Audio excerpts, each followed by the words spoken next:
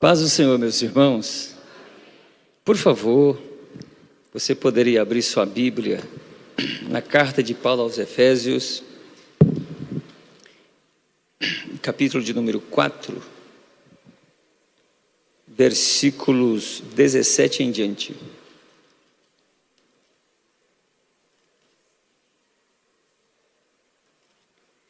Efésios capítulo de número 4, verso 17 em diante. Diz assim: E digo isto e testifico no Senhor, para que não andeis mais como andam também os outros gentios na vaidade do seu sentido, entenebrecidos no entendimento, separados da vida de Deus, pela ignorância que há neles, pela dureza do seu coração, os quais, havendo perdido todo o sentimento, se entregaram à dissolução para com avidez cometerem toda a impureza. Mas vós não aprendestes assim a Cristo, se é que o tendes ouvido e nele fostes instruído ou ensinado, com esta verdade, ou como está a verdade em Jesus, que quanto ao trato passado vos despojeis do velho homem que se corrompe pelas concupiscências do engano, e vos renoveis no espírito do vosso sentido, e vos revistais do novo homem que segundo Deus é criado em verdadeira justiça e santidade. Pelo que deixai a mentira e falai a verdade, cada um com seu próximo, porque somos membros uns dos outros. Irai-vos e não pequeis, não se põe o sol sobre a vossa ira, não deis lugar ao diabo. Aquele que furtava, não furte mais, antes trabalhe fazendo com as mãos o que é bom, para que tenha o que repartir com o que tiver necessidade. Não saia da vossa boca nenhuma palavra torpe, mas só a que for boa para promover a edificação, para que dê graça aos que a ouvem. E não entristeçais o Espírito Santo de Deus, no qual estáis selados para o dia da redenção. Toda amargura e ira e cólera e gritaria e blasfêmia e toda malícia seja tirada de entre vós. Antes, sede uns para com os outros benignos, misericordiosos, perdoando-vos uns aos outros, como também Deus vos perdoou em Cristo. Amém. Podem assentar, se for, nós oraremos no final. Prazer, obrigado pastor Israel pelo convite, pastor Iracema, bom revê-los e rever alguns irmãos e alguns desviados de outras igrejas que estão aqui hoje, né, para participar do culto. Vou contar para o pastor de vocês, que vocês estão vindo aqui em outra igreja, viu? Eles são lá da Tiradentes, gente, entendeu? Estou brincando com eles aqui. Amém. Meus irmãos, como é que é o tema de hoje? Transforme a ira em motivação. Ira, interessante, né? Transformar a ira em motivação. Parabéns pelo tema, pelo trabalho, muito legal e muito proveitoso. Eu queria que você hoje fizesse uma leitura comigo sobre este assunto. Eu vou usar esse texto como base para nós, tá bom? Esse texto, se você observar, você vai ver que nele há dois espíritos. No verso de número 27, tem o diabo aí, tá? E no verso 30 você tem o Espírito Santo. Então o que dá para entender é que a vida de uma forma em geral, ela gira em torno desses dois polos. Onde Deus está dominando, a paz. Onde o diabo está dominando, a ira. E aí, para a gente entender isso, a gente precisa pensar na ira. Você tem uma ira de Deus. A ira de Deus, gente, é aquela palavrinha no original chamada orgê. E o que seria essa ira? Ela é justa, é uma ira boa. É a ira que, na realidade, ela sentencia o mal, ou sentencia a injustiça. Você tem uma ira do diabo, no caso ela seria ódio e raiva, portanto ligado à vingança. E quando a gente fala do ser humano, você tem uma ira boa e uma ira ruim. O que seria a ira? O Deus mandar o ser humano irar. Você pode irar, mas não pecar. A ira no ser humano é o desejo da justiça ser feita. Nesse sentido, a ira positiva. O desejo da justiça ser feita. Mas só Deus pode executar a justiça. Porque é o único lugar que Deus reservou para Ele e não deu a nós. É o lugar de juiz. Só o juiz pode julgar e condenar. E qual é o lado bom então dessa justiça nossa? É você sofrer o dano, é você ver a injustiça, ver o que está acontecendo, e você dentro de você se revoltar com aquilo, você não aceitar aquilo, sem executar a sentença. Portanto, você faz o quê? Você ora a Deus, para Deus fazer a vontade dEle, portanto a justiça dEle. Tudo bem até aí? Pois bem, dito isso, eu queria que você agora olhasse para o livro ou a carta aos Efésios, para a gente entender, tá bom? Então eu estou vendo aqui que eu tenho dois. Se deixam ser guiados pelo Espírito Santo.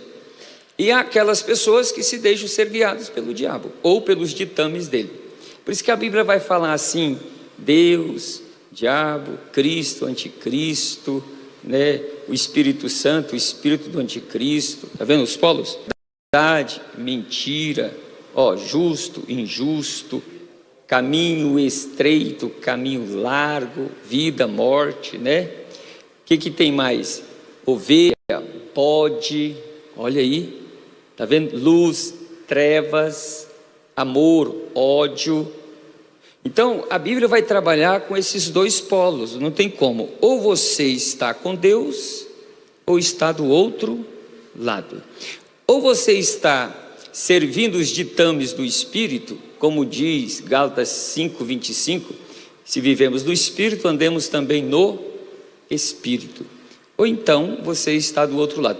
Não tem um muro de neutralidade onde a pessoa pode falar assim, de Deus e não filhos do outro lado, para não falar o nome feio, né?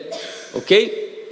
Então tá, agora observa nesse sentido, de onde foi que Deus nos... Capítulo 2, verso 2 de Efésios, nos quais, noutro tempo, andastes segundo o curso deste mundo. Mundo aí é o sistema divorciado de Deus controlado pelo diabo. Mundo. Ele continua no verso 2.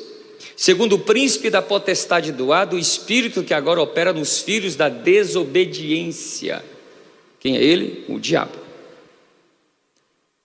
Ele vai dizer no verso 3 agora, que nós andávamos, todos nós andávamos, segundo o desejo da nossa velha natureza, da nossa carne. Então observa que nós andávamos nessas três coisas, segundo o curso do mundo satânico, segundo o poder de Satanás e segundo os desejos da nossa velha natureza. Por isso, olha para você ver o que ele diz aí. Digo isso e testifico do Senhor, para que não andeis mais como andam também os outros gentios. Primeiro, como é que é essa vida sem Cristo? É um andar na vaidade do seu sentido. O que seria essa andar na vaidade do sentido? Uma palavrinha, se você gosta de anotar, é a palavra inutilidade, vazio, vão, aquilo que não tem significado. São aquelas pessoas que vivem na fantasia. Eles se alimentam da fantasia de dia e de noite, não sai do lugar. Patina, patina, patina, e sempre é a mesma coisa. A segunda coisa que tem aí, está no verso 18, facear. Olha para você ver. Entenebrecidos no entendimento. A ideia de entenebrecido no entendimento aqui é de escuridão mesmo. É de trevas. é aquilo que não tem luz. Portanto, quem não tem Jesus anda nas trevas. Quem não tem o Espírito Santo não tem a mente iluminada. Viu? Que coisa terrível. A terceira coisa que tem aí, está no verso 18, face B, diz que eles estão separados da vida de Deus. Olha que coisa terrível, separados da vida de Deus. O que é a noção de vida na Bíblia, pastor? Vida em comunhão com Deus. Se o homem não está com Deus, ele não tem vida. A palavra para isso é morto, portanto ele não tem comunhão com Ele. Vida sem vida de Deus, sem vida. Pensa um negócio desse. Olha que situação desse homem sem Cristo. E a quarta coisa que tem aí está no verso de número 19, que diz: perdido o sentimento. Ou seja, esses homens perderam todo o sentimento. E que sentimento é esse? Eles perderam a capacidade da moral, gente. Eles vivem numa vida de imoralidade constante. Não tem mais sensibilidade quanto às coisas. Vamos assim dizer, dança do jeito que a música tocar. Não estão não aí. E se a gente puder classificar isso dentro da sociedade, aí vou te falar, viu? Praticamente a sociedade toda está doente com práticas.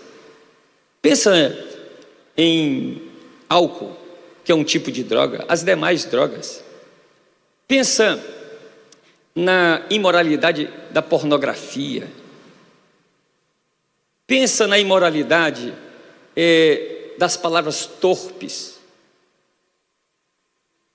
Pessoas escravas, com pensamentos imorais, de manhã, de tarde, de noite. Pessoas que estão doentes. Essas pessoas estão escravas, não apenas do sistema de Satanás, estão escravas do próprio Satanás e estão escravas da velha natureza. O que eles pensam é isso, o que eles ouvem é isso, o que eles falam é isso. Por isso, no final do verso 19, ele fala assim, se entregaram à dissolução, para com avidez cometerem todo tipo ou toda torpeza. São pessoas que estão totalmente doentes. Me permita eu falar algo para você. Vou fazer uma pergunta. Você acha que os filmes produzidos, não estou dizendo os bíblicos não, os filmes produzidos por essas agências, que agora são várias, você acha que tem alguma coisa de Deus nesse negócio desses filmes? Ou você acha que nesses filmes tem uma mente de Satanás lá? Essas pessoas são doentes, e estão doentes, idólatras, são ateus, são imorais, são raivosos, são iracundos. Eu fiquei impressionado com aquele filme Duro de Matar 2. Existe 264 cenas de assassinato, ou de morte, naquele filme. Vai adoecendo a mente das pessoas. E vou dizer mais, tem muito crente consumindo esses filmes, e tem muitos crentes consumindo as séries que estão por aí, muitas séries. Desculpa, tá? Eu não sou pastor da igreja, mas desculpa. Mas passo a semana toda, não leio um versículo da Bíblia.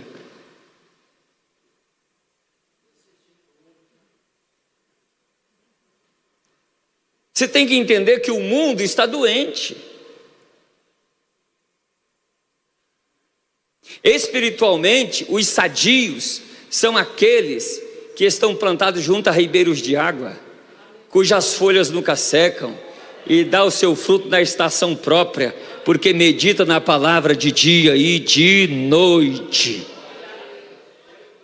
Esses estão vivos, esses estão sadios. Por isso, em segundo lugar, a vida cristã. O que é a vida cristã nesse texto? Está dos versos 20 a 24. A vida cristã tem uma formação. E aí você vai entender agora. Qual é a formação que tem nesses versículos? Primeiro, verso 20, diz que o crente aprendeste a Cristo. Verso 20. Você aprendeu ou aprendeste a Cristo. Segundo, você o tende ouvido. Está na segunda pessoa, né? Vós o tende ouvido. Então você aprendeu a Cristo e você tende ouvido a Cristo. Você tem ocupado a sua mente, o seu olhar, o seu ouvir, o seu sentir, exclusivamente para ouvir Cristo. Cristo. Terceiro, está no verso de número 21, face B. Nele fostes ensinado, instruído. Essas três coisas.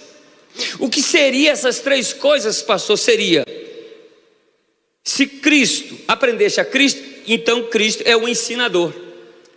Se o tendes ouvido a Cristo, então você tem Cristo como aquele que o ensina. E se você fostes instruído nele, isso quer dizer que ele é o conteúdo do seu ensino. De maneira que a vida do cristão, quando a gente vai falar de formação do cristão, começa em Cristo, continua em Cristo, conclui-se em Cristo, porque por meio dele, nele, por meio dele e para ele são todas as coisas. Ele é o começo, o meio e o fim. Tem gente que está no começo, tem pessoas que estão no meio, mas tem gente que já atingiu a finalidade. Você que ainda não atingiu a finalidade, o padrão de Cristo, então continua caminhando, continua ouvindo Cristo, olhando para Cristo, ouvindo Cristo, sentindo Cristo, desejando Cristo, orando em Cristo, caminhando em Cristo, louvando a Cristo, trabalhando para Cristo, todos os dias Cristo nos olhos, Cristo nos lábios, Cristo no coração, Cristo nos relacionamentos, porque Ele é a razão da nossa existência e vida, meu irmão. Cristo é tudo para mim. Cristo, Ele é tudo para mim. Linda harpa, também será para ti. Vai, pastor. Vou caminhando, sempre o louvando.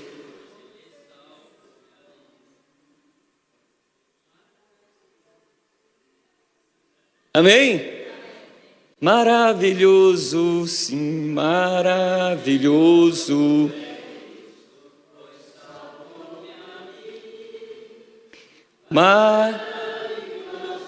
E muito glorioso. Ele vive em você mesmo? Uau, que coisa maravilhosa. Você sabia que nas Escrituras, de Gênesis a Apocalipse, o óculos que Deus olha para a humanidade é Cristo? Deus colocou um óculos assim nos olhos dele. Ele vê a humanidade em Cristo. Aí ele olha assim e vê: aqueles lá não pertencem não, mas aqueles lá são iguaizinhos meus filhos, meu filho. Fala igual eles, veste igual eles, pensa igual ele, caminha igual ele, reproduz o modelo de vida dele, ama igual ele, fala a verdade igual ele. Olha o tanto de filho que eu tenho. Fica imaginando a alegria de Deus. Que maravilha. Então tem uma formação, gente. Nós precisamos ser formados nesse Cristo e deixar que Ele continue nos ensinando. Agora a pergunta é: Ele nos ensinou, nós aprendemos o quê? O quê? Ele nos ensinou a despir e vestir a vida. Que isso, pastor? Por isso vem para o terceiro lugar, a nova vida em Cristo. E qual é a nova vida? Olha para você ver. A nova vida em Cristo tem uma responsabilidade. Por isso, olha o verso 22. O que ele diz no verso 22? Que quanto ao trato passado, vos despojeis do velho homem. Que faz o quê? Que se corrompe pelas concupiscências do engano. Despir. Ele está dizendo, você que agora tem Cristo formado na sua vida, e você está formado em Cristo, você é responsável por você despir. Para você entender, a palavra despir aqui é tirar o vestido sujo, o vestido velho. Tire o vestido velho. Se a gente entender que roupa é modelo de vida, ele está dizendo, tira o modelo velho da vida. Tira, arranca ele. E não é para guardar no guarda-roupa não. E não tenta lavar, que não vai adiantar. O trem é encardido, não sai, e é fétido. Sabe o que você tem que fazer? Não joga na lata de lixo não, porque alguém poderá pegar.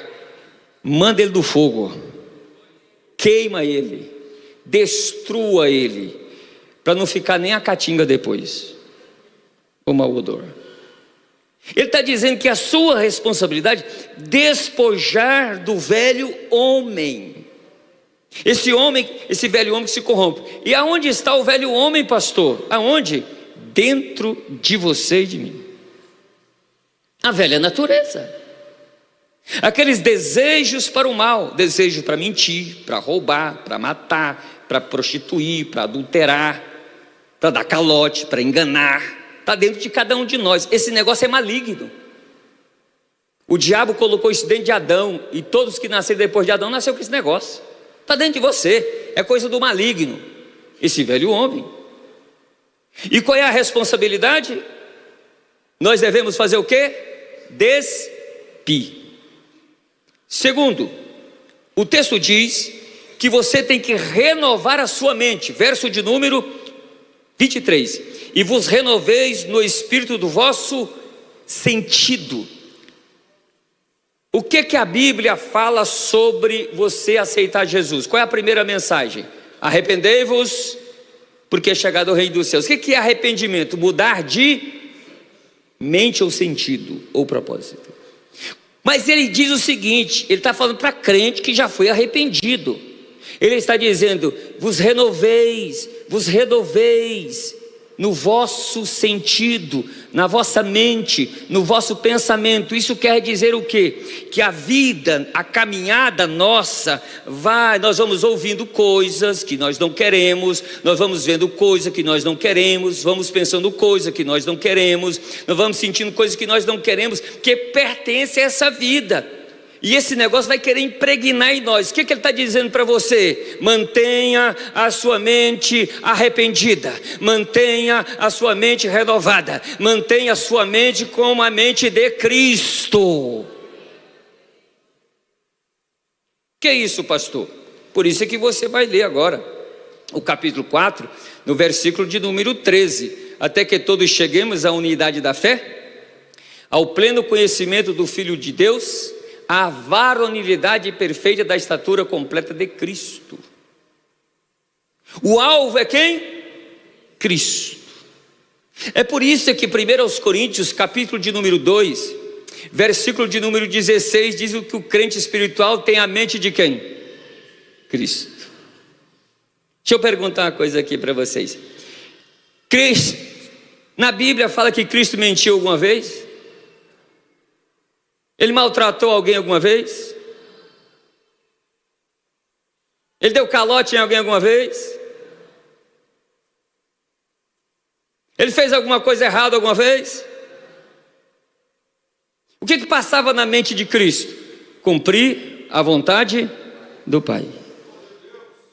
Quem tem a mente de Cristo, ele está caminhando e dizendo o seguinte: aconteça o que acontecer, por mais que os barulhos tentam me atingir, mas eu vou cumprir a vontade do Pai, para a glória dele. Viu a lógica? Por isso é que Hebreus 12:2 vai falar o quê? Olhando para Jesus, o autor e consumador da fé. Aconteça o que acontecer, põe os teus olhos em Jesus. Não olha onde você está pisando não. Vai ter espinho? Vai machucar os pés? Vai machucar. Você vai talvez arrancar a unha? Vai. Mas continua caminhando, olhando para Ele, até você cruzar a linha de chegada. Quando você cruzar a linha de chegada, Ele vai estar lá te esperando com uma coroa para colocar na sua cabeça. Ah, coisa linda, maravilha. Glória a Deus por isso, né? Terceira responsabilidade, verso 24. E vos revistais do novo homem. Você precisa vestir-se do novo homem. A palavra vestir-se aí é vestir vestido novo, tá bom? Deixa eu explicar para você um negócio aqui.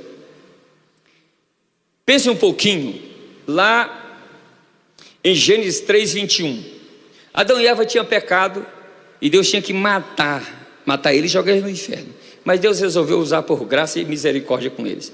Deus pegou um animal e matou o animal no lugar deles. Então olha bem, o animal está morrendo a morte de Adão e Eva, morrendo no lugar deles. Portanto, Deus está sacrificando uma vida para eles viverem. Deus tira então a pele do animal, faz roupa e veste. Adão continuou pecador, mas Eva, sim ou não? Sim. Então pecadores, estão sujeitos à ira de Deus. Mas quando Deus olha para eles, não vê Adão e Eva, vê o animal representado na pele que foi sacrificado por eles. Quando você aceita Jesus, você aceita a pessoa e a obra de Cristo, o Cordeiro de Deus, que Deus tirou um modelo de vida, a roupa, e vestiu em você. O que o homem perdeu lá no jardim do Éden? A justiça e a santidade. Quando você aceita Jesus e você veste esse modelo de vida de Cristo, Deus olha para você e Ele não vê você porque você continua pecador e pecadora, mas quando Ele olha para você, se Ele vê você, a ira dele vai estar acesa. Mas quando Ele olha para você e vê o modelo de vida de Cristo, o sangue do Filho dele em você, Ele pensa: a ira está aplacada. O que salva a nós não é o modelo de vida de Cristo, é o sangue dele, meu irmão. É aquele sangue que foi passado lá nos umbrais das portas das janelas, lá no Egito. E é o mesmo sangue que lavou a sua alma, tornando-a branca como a neve. É o mesmo sangue que perdoou os seus pecados e pagou suas dívidas diante dele. É o mesmo sangue que aplacou a ira dele com relação a você. O seu corpo foi liberto do pecado e o seu espírito foi vivificado, de maneira que agora você está nascido de novo. Olha que coisa extraordinária. Mas o bom de tudo isso, que agora ele fala o seguinte: você tem uma responsabilidade. Qual é a responsabilidade? Você tirou o vestido velho? Sim. Agora vista o vestido novo. Que vestido novo é esse, Deus? Está aí no final do verso 24. Esse novo homem que foi criado em verdadeira justiça e santidade. Então aquilo que Adão perdeu foi recuperado em Cristo. Aquele que Adão não tinha mais, agora você tem em Cristo. Por isso, meu irmão, não largue a santidade e não largue a justiça. Ela vai te sustentar diante de Deus. Amém. Estamos chegando onde eu quero. Quarto lugar, o viver novo. Então isso quer dizer que você agora tem que viver de modo novo. Um viver novo. Versos de número 25 a 32. O viver novo, como é que o viver novo se processa, pastor? O viver novo tem um posicionamento novo. Qual é o posicionamento novo, pastor? Verso de número 25 aí. Em relação à mentira. Verso 25. Pelo que deixai a mentira e falei a verdade, cada um com o seu próximo, porque somos membros uns dos outros. A palavra mentira aqui tem a ideia de falsidade. Em outras palavras, larga de ser falso. Você sorri para o seu irmão, mas lá dentro você está falando: mata ele, Jesus. Isso é falsidade. Quantas vezes um irmão chega perto de você e você vira a esquina do banco e vai para o outro lado? Tem gente que mente para o irmão, mente para o pastor, mente para o patrão, mente para os pais, mente para o cônjuge. É um ciclo vicioso. Você sabe quem você está obedecendo? O pai seu.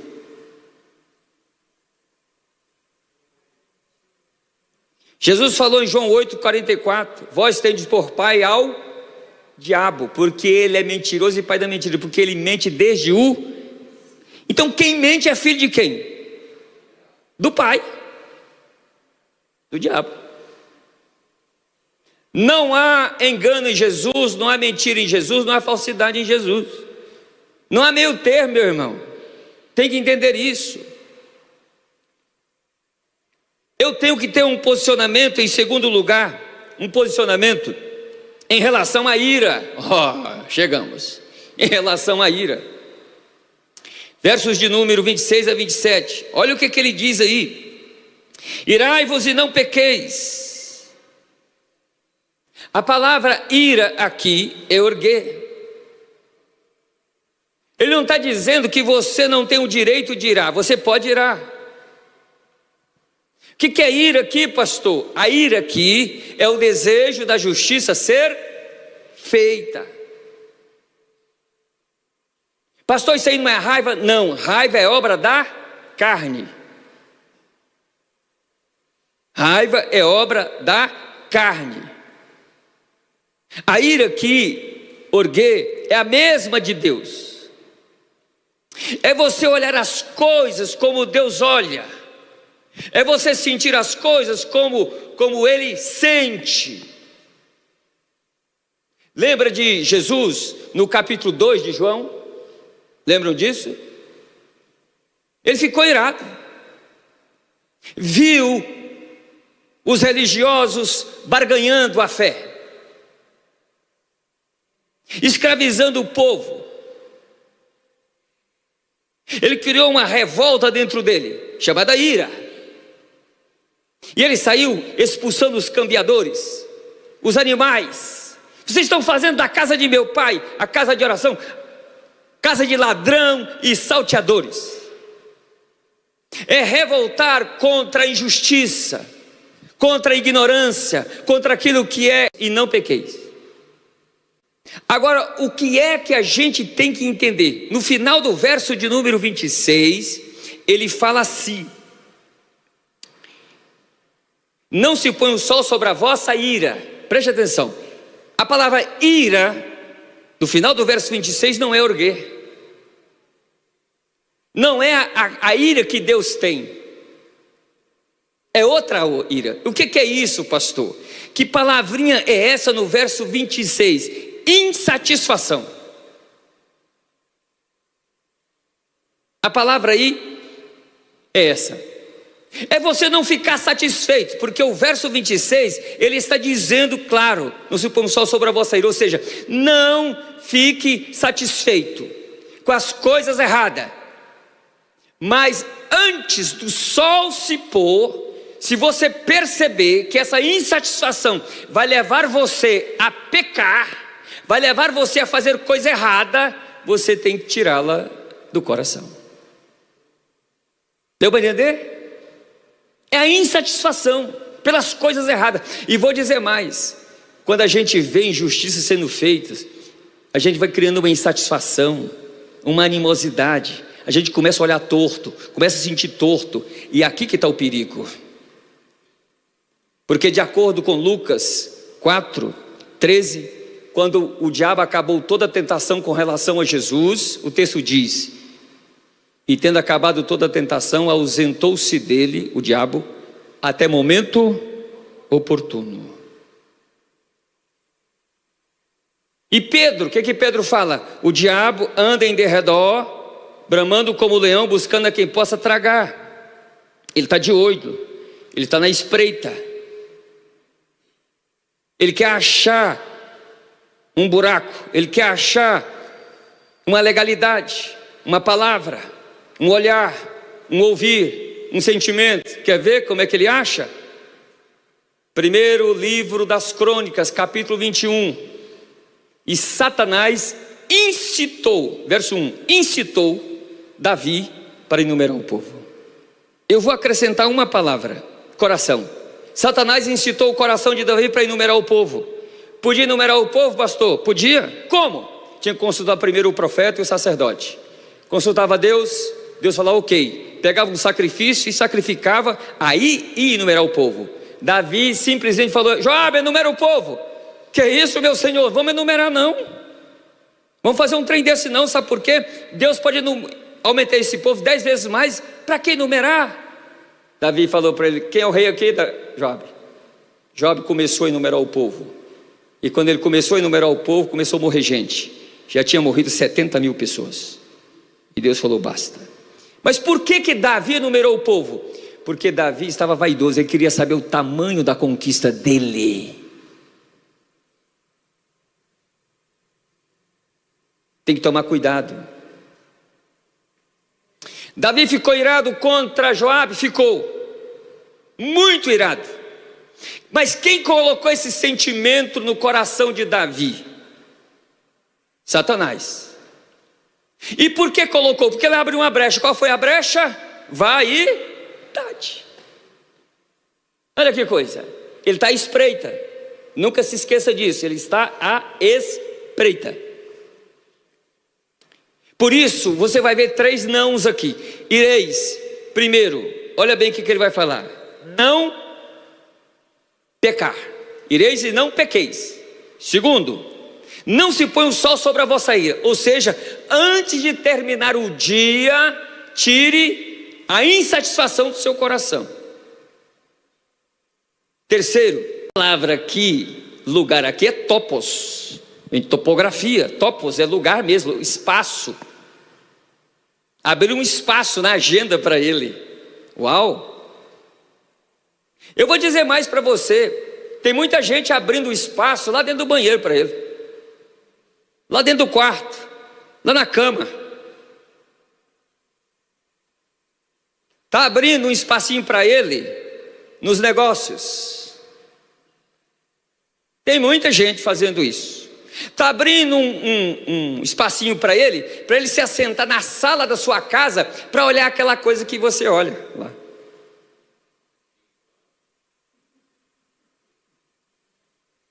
O pior de tudo é quando você fala, por exemplo, uma mentira. Você está abrindo um espacinho para ele. E quando você odeia o seu irmão, você está abrindo um espacinho para ele, sim ou não? Pois é. 1 João 3,12 fala o quê? Que Caim matou Abel porque ele era filho de quem? Do diabo. Ódio. Mas 1 João vai dizer: se você só falar mal do seu irmão, você já é assassino.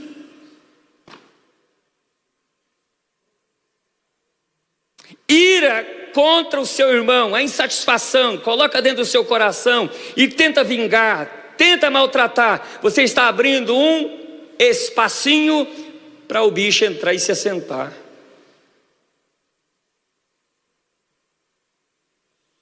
Ainda bem que eu não sou o pastor da igreja. Ele está ali, eles estão ali. Depois conserta. É sério, é muito sério, não é, irmãos? Fala a verdade. É muito sério isso. Abriu o espacinho. Meu Deus, nos ajude, nos guarde. Ele vai continuar dizendo: o que é mais que a gente tem que fazer sobre essa questão? Em relação ao furto, verso de número 28. Olha o verso 28, gente. Aquele que furtava, não furte mais, antes trabalhe, fazendo com as mãos o que é bom, para que tenha o que repartir com o que tiver necessidade. A ideia é que tinha pessoas que eram ladrões naquela época, eles vinham para a igreja, aceitavam a Jesus, iam servir Jesus, mas eles não sabiam disso. Aí Paulo escreve para ensinar eles. Ele vai dizer algumas coisas, principalmente duas. Primeira delas, né? Não furtar. Eles não podiam furtar mais. O que eles tinham que fazer? Ao invés de furtar, tinham que trabalhar. E trabalhar para quê? Não é apenas para si e para sua família, mas para ajudar as pessoas as quais tinham necessidade. Portanto, o papel de participar da comunidade. Em outras palavras, você é responsável por você, por sua família e por todos os seus irmãos na fé. Olha que coisa linda. Assim como o meu irmão, os meus irmãos são responsáveis por mim também. É isso que ele está dizendo. Ele está consertando um modelo de vida, o jeito de andar deles. O que é mais, pastor? O que é mais aí? Em relação à linguagem impura, verso de número 29. Não saia da vossa boca nenhuma palavra torpe, mas só que for boa para promover a edificação, para que dê graças aos que a ouvem. Interessante, palavra torpe aí é fruto podre.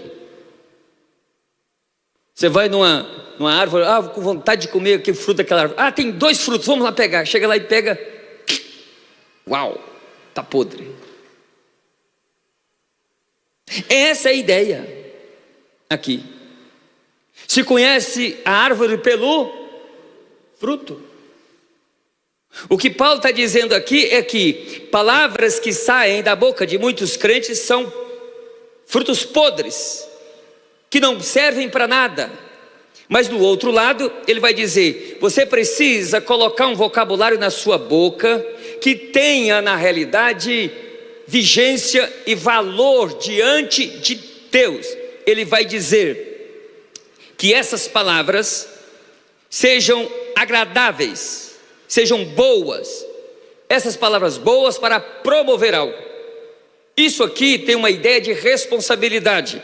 Você tem que escolher as palavras que vão sair da sua boca para que ela possa ser aproveitada pelo Espírito Santo, para ser levada até o coração e a mente das pessoas, para elas serem o quê? Edificadas, construídas. Agora observa que o texto está dizendo: além de você escolher o vocabulário para você falar, para que o Espírito Santo use essa palavra, ao mesmo tempo, a palavra que você usar, as pessoas vão ver o seu vocabulário refinado, amoroso, perdoador, longânimo, humilde, e vão falar: graças a Deus pela vida daquela pessoa. Olha que coisa linda, que coisa maravilhosa. Eu acho que eu já estou cansando vocês, né? Muito bem. Então, meus irmãos, o linguajar saudável é meio de graça. Olha que coisa. Todas as vezes que você tiver uma linguagem saudável, você estará dando oportunidade para o Espírito Santo edificar o outro que está te ouvindo. Então vale a pena falar a verdade, amém? Vale a pena escolher vocabulários saudáveis, sim ou não? Pronto, então pronto. Então, quando o irmão machucar você, falar mal de você, ficar bem zangado com você, você vai falar assim: Jesus, vontade de falar para matar ele, quebrar ele. Mas eu vou fazer outra coisa, porque eu preciso edificar ele, e as pessoas têm que ouvir para dar graça ao Senhor. Aí eu viro e falo assim para aquela pessoa que está me machucando: eu tenho feito muitas coisas boas no meio de vocês e por vocês. Por qual dessas vocês estão me machucando? Pronto. É isso que você tem que fazer. É assim que a gente faz, irmãos? É assim? Ou é assim que a gente tem que fazer? Quando alguém pisa no seu calo, o que você faz? Pisa no seu pé, o que você faz? É sério, não é? Já ficou irado com alguém, amém? Deixa eu ver aqui. Que isso, gente?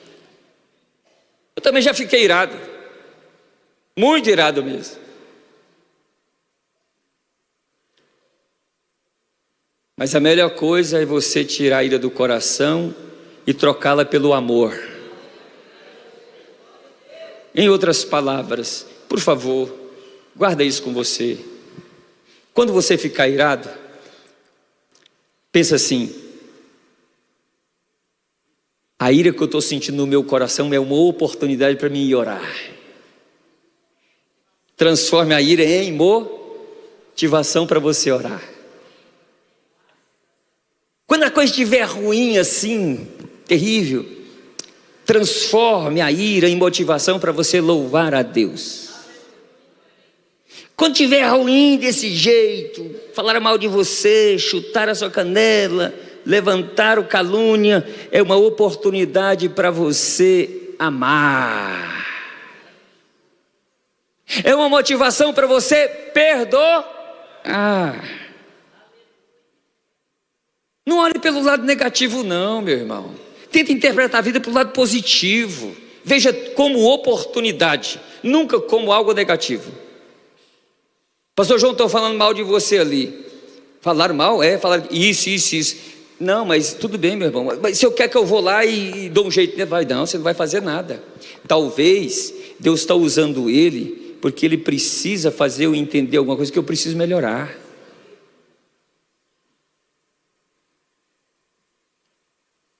Eu já quase apanhei dentro de gabinete. Sabia disso? Um moço pegava assim, no encosto da cadeira e falava assim: eu estou com ódio de você, ódio. E eu quietinho fiquei, né? Lógico, né? E o pastor Calimão na frente assim, e o moço atrás. Na hora que ele levantou para ir embora, eu falei: para aí. Parou assim, o pastor olhou assim, eu falei: nós somos crentes, irmãos. Vamos orar. O pastor falou: é mesmo. Pegou a Bíblia, abriu, vamos ler. Leu, amém, glória a Deus, e foi embora. No outro dia, cedo, essa pessoa entrou lá na igreja da Tiradentes. Entrou. O que eu fiz, pastor Israel? Fui até ele, fui atrás dele, pus a mão no ombro dele e falei: irmão, nós vamos morar no mesmo céu. Ele falou assim: estou tentando. Eu falei: o irmão vai conseguir em nome de Jesus.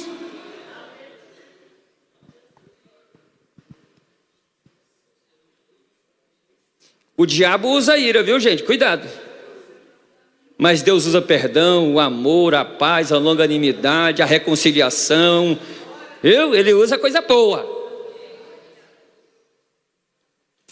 Em relação a essa linguagem impura, então, meu irmão, olha bem. Olha o que Provérbios 12:18 diz: alguém há cuja tagarelice é como ponta de espada, mas a língua dos sábios é medicina, é remédio, ele sara.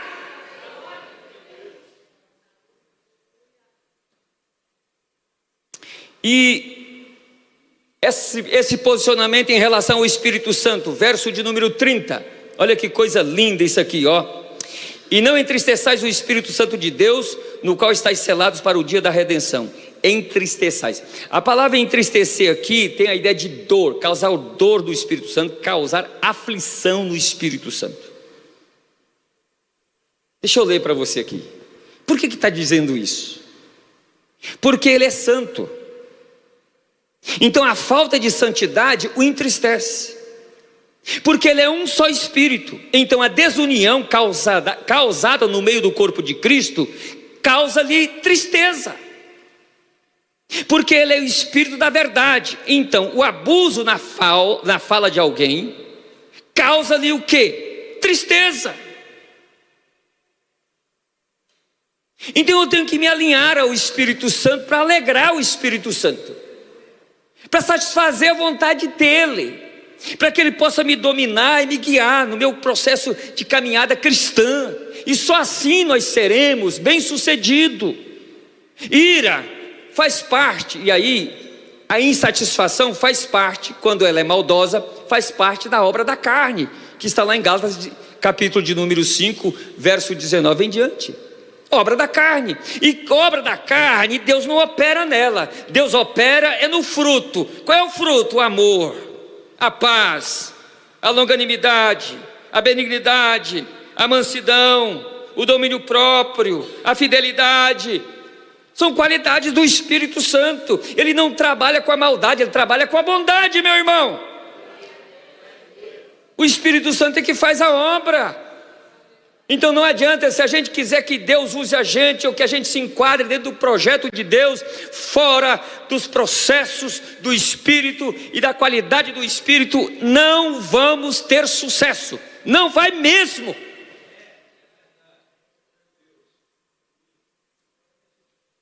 E o mau humor, hein, irmão? O que o mau humor faz em relação ao mau humor? Olha o verso 31, que coisa: toda amargura, ira, cola, gritaria, blasfêmia, toda malícia seja tirada de entre vós. E o que eu tenho que fazer, pastor? Verso 32: antes sede uns para com os outros benignos, misericordiosos, perdoando-vos uns aos outros. Por quê? Respondam, por quê? Como? Por que você tem que perdoar? Porque Deus te perdoou em Cristo. Só uma pergunta aqui: o perdão é seu ou é de Deus? De Deus. O amor é seu ou é de Deus? De Deus. A longanimidade é seu ou é de Deus? A paz que Ele te deu é dele ou é seu? É dele. Tudo bem até aí? Tudo bem. Então, se você recusar amar, perdoar, ser longânimo e oferecer paz para o seu irmão, ele vai dar um grito lá do céu e falar o seguinte: ei, meu filho, por que você está retendo aquilo que é meu que eu te dei? Eu te dei de graça, você tem que fazer o quê? O problema é que o crente muitas vezes ele não perdoa porque acha que o perdão é dele, e o perdão não é seu. O perdão é dele. Ele foi tão gracioso e falou: meu filho, eu queria que você distribuísse. Coloca aí numa bandeja e sai distribuindo. Distribui. Sai distribuindo perdão.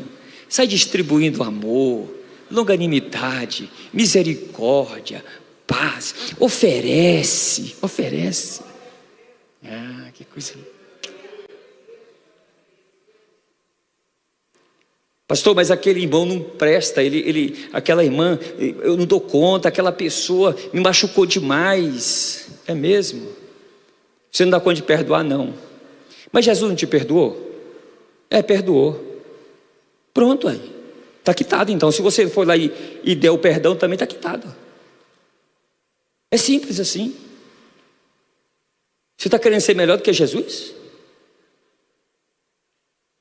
Ele te perdoou, você merecia o inferno, ele te perdoou. O irmão está precisando do perdão e você não perdoa ele. Eu vou encerrar.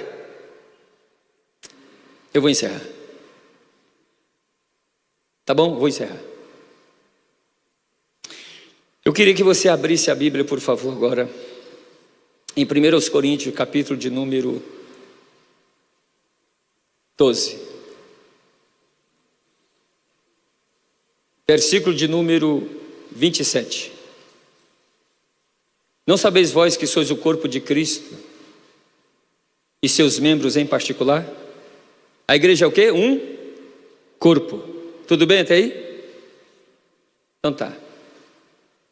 Quando a gente lê Mateus 26, verso 26 a 29, Jesus está celebrando a última Páscoa, que ele vai transformar a Páscoa em ceia. E ele pega o pão e fala assim: isto é o meu corpo que é partido por vós. Comei dele todos. Pega o cálice e diz: isso aqui é o cálice da nova aliança, bebei dele todos. Tudo bem até aí? Ele identifica o pão com o corpo dele, ok? Tudo bem? Em 12, 27 fala que a igreja é o corpo de Cristo, ok? Tá bom. Agora eu queria que você entendesse isso. Se ele identifica o corpo dele com o pão, em Mateus 26, 26 a 29, você nunca mais vai esquecer esse versículo, você vai anotar ele aí, tá? 1 Coríntios 10, verso de número 17. 10, 17. Porque nós, a igreja como corpo, sendo muitos, somos um só, e um só, porque todos participamos do mesmo. Para aí, Jesus identificou o corpo dele como o pão. Ele disse que a igreja é um corpo, e ele está dizendo que nós, sendo um só corpo, somos um só pão. Olha para o seu irmão, para a sua irmã, olha aí para ele, fala assim: não sabia que você era pão?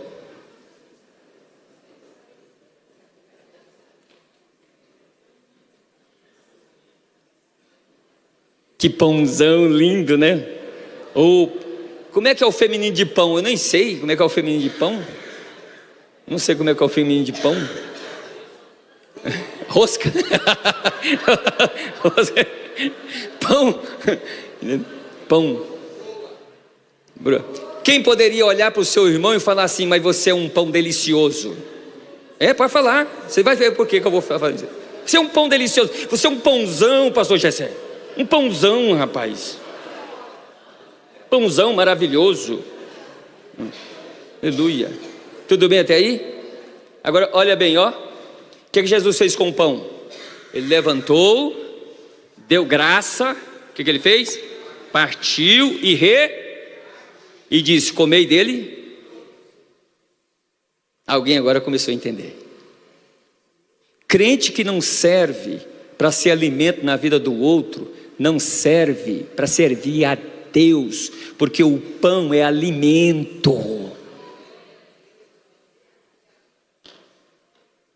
Tem uns pães aí cheio de boloro. Tem pão aí mal assado, está cru. Mas tem pão que não tem fermento, está assado, está fofinho e está delicioso. Então dê o melhor que você tem para o outro, o melhor, não o pior. Seja pão, se alimente daquilo que o irmão tem para você e seja pão para alimentar o outro. Como é bom a gente chegar perto de alguém e ele tem uma palavra que anima a gente, que fortalece a gente, que dá a gente vontade de viver, de sorrir, de pular, de gritar.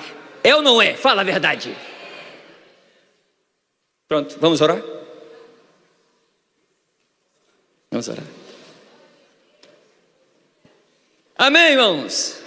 Vou fazer a propaganda. Vocês querem que eu volte aqui um dia? Fiz a propaganda. Amém.